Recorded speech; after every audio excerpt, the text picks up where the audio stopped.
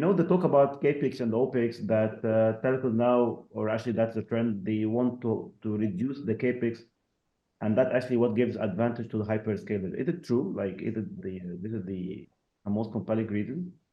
Let me take that question, Karim. So, look, again, we need to look at where things started. When telcos started 100 years ago, capex was the only option, right? They had to, as I said, build their own equipment, lay their own fiber or whatever copper at the time, build their own towers when GSM started. And capex was the only option. So they built their business models and their financial accounting systems around that, around the concept of EBITDA, which I don't want to go into detail here, but it's the concept of a business that invests in capital and then amortizes that investment over a number of years because their end customer is not paying in big chunks, but they're paying in small payments every month, right? So their end service is OPEX. They sell monthly subscription to mobile or fixed line or whatever, but they need to, in order for them to offer that service, they need to put a big capex at the forefront. And this is how telco business, from an accounting perspective and the financial perspective, ran for years. But the picture started changing, first of all, with the services.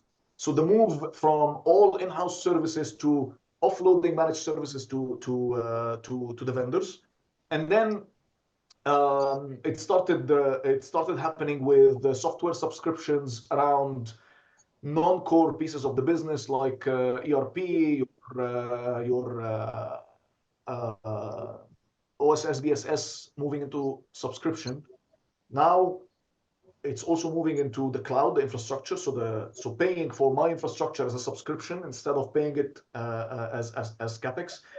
And of course, I just mentioned this in the beginning about offloading my tower and fiber assets and renting them from that other company instead of paying in advance, right? So telcos are starting to realize that I am in an OPEX-driven business because my clients pay me in an OPEX-like way.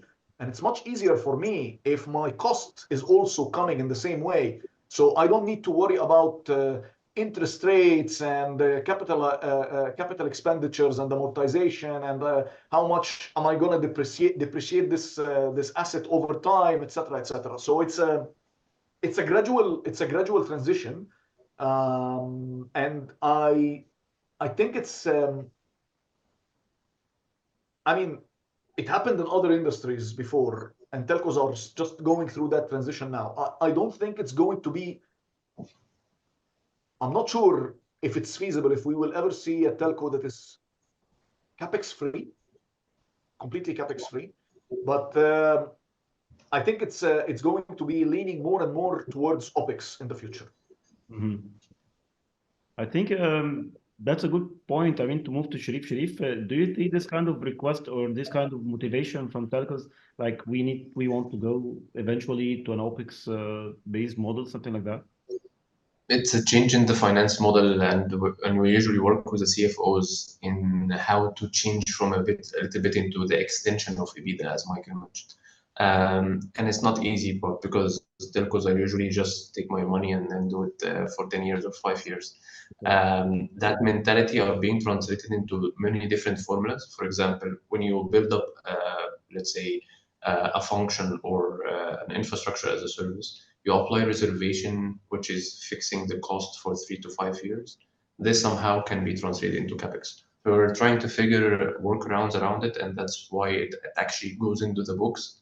And because when we build the deals with operators, we build it in a mix of 80% capex, 20% OPEX. OPEX are the auto scale, and 80% we take a variable and we multiply it by 6 years, and this variable shouldn't change on the next 6 years, as if you are depreciating a hardware.